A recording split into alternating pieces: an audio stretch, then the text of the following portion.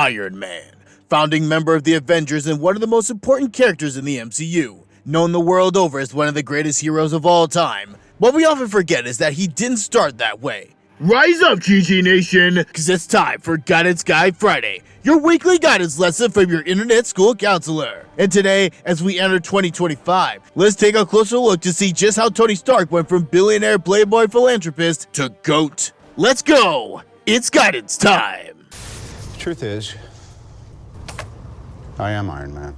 Listen, I'm not gonna waste time telling you who Iron Man is. If you need a tutorial on who Iron Man is, where have you been for the last almost 20 years, bro? If I were to ask you who Tony Stark is, I'm willing to bet that a lot of you would talk about his big-time accomplishments. Being the CEO of Stark Industries, surviving being held hostage in the middle of the desert, or saving the world/universe multiple times. And while all of that is true, there's a huge part of Stark's story that we often forget in all the shine of his W's. Tony didn't come out of the box a perfect person. In fact, if we're keeping it a buck, he was a massive jerk. You're a jerk. I know. You're a jerk. Like the fact that the biggest enemy in the first Avengers and Iron Man movies wasn't Obadiah or Loki, it was Tony's own ego. Stark's annoying habit of believing that he knew better than anybody in any given situation might have given him confidence, but also made him extremely unlikable. Kinda hard to be a team player when you truly believe that you don't need anybody else because you're the main character of life. Of course, there's nothing wrong with believing in yourself and your abilities. That's all a part of having good self-esteem and liking yourself. But when you need to be the center of attention all the time or put people down to make yourself feel good, both are things that Tony did back in the day, it's a red flag that whoever's doing that probably doesn't like themselves as much as they want you to think. Because those with healthy self-esteem don't feel the need to hype themselves up all the time and certainly don't see the good in tearing others down. Another issue Tony's had is with his recklessness. Was almost sacrificing himself in the first Avengers movie the only way to save the world? Or how about Iron Man 2, when he waited way too long to let anybody know that his iron heart was slowly poisoning him and that he needed help?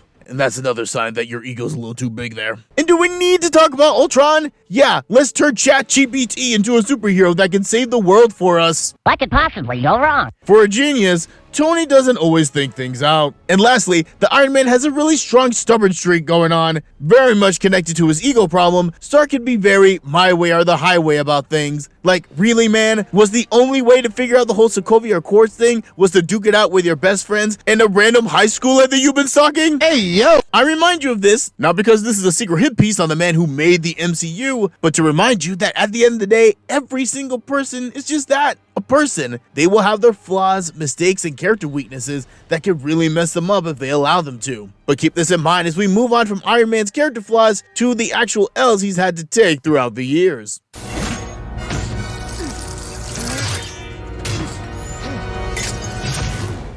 Looking back at Iron Man's story, we see a lot of victories that he's notched up, but what we often forget are his stumbles, mistakes, and absolute failures that he had along the way. If we go back to the first Iron Man movie, we remember Tony escaping the cave with his beta version Iron Man suit, and then later the appearance of his more iconic costume. But do you recall his testing montage? Where we see Stark improve his suit through trial and error, and let's be real, it was a lot more error than trial. And 3, 2, 1. Homeboy gets himself wrecked over and over again just to get the suit exactly the way he wanted it to. And what was the end result? The birth of a hero. And if we go back to Age of Ultron, it's really easy to say after the fact that Ultron was always going to go rogue and become the very problem it was trying to prevent. But the Iron Man really saw the potential in having a suit of armor around the world to go beyond the Avengers' limitations. And what did Tony do when his grand scheme blew up in his face and literally created a whole behind country? He apologized, made amends, and did better. And that's what we could do in times when we screw up. Wallowing in it won't help you or anyone else, and blaming others doesn't change the facts. And we know this because Stark did both. In Iron Man 2, when his mechanical heart was slowly killing him, he dove into a well of despair over his impending doom. His situation didn't change until his mindset did, when he went back to the lab to start getting better. Or how about in Endgame when after getting saved from the vacuum of space, Stark blames Captain America for Thanos winning and allowing the snap to happen. Did he feel better in the moment? Yeah, a little bit. But did it fix anything? Nope. It wasn't until he talked to Cap,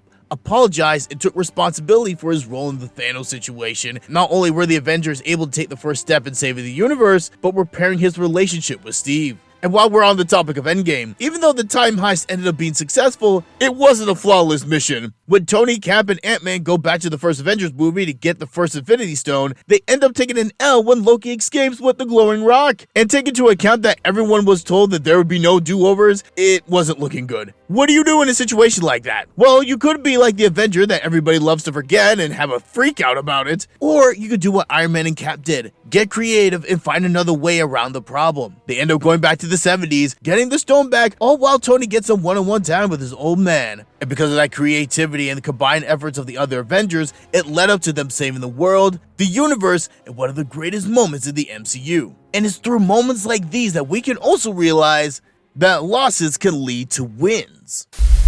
And I am Iron Man. As we've seen with Iron Man, every single time he tried to accomplish something great, he had to come up against either his own flaws as a person or mistakes that he made. And we're no different. We all have parts of ourselves that we wish we didn't have, or have made mistakes that we were able to Thanos snap away. But what we need to remember in this new year is that a loss is only a failure if you let it. Our world today is addicted to instant results, next day delivery. A top athlete needs to impact their team immediately, and any change we want to make to our lives needs to bring results yesterday. But Iron Man shows us that true victory isn't a three-step process. Sometimes we need to lose, to fall on our face and make mistakes. And when that happens, we can't take that as a sign to quit or that we're not good enough. Just realize that you need to find another way. We need to learn from our L's and make the most of our mistakes before we get the results we want. The story of Iron Man shows us a lot. How a selfish man can become selfless, how anyone can change, and that in order to get what we want in life, we will need to lose before we can win. Now it's your turn. What is something you want to accomplish this year? Let's see it in the comments. And of course, don't forget to do the YouTube thing. Like and subscribe if you haven't done so already. And if your New Year's resolution is to finally break away from that toxic friend, then click here to find out how Harley Quinn finally shook off the Joker. See you there. Guidance Guy out.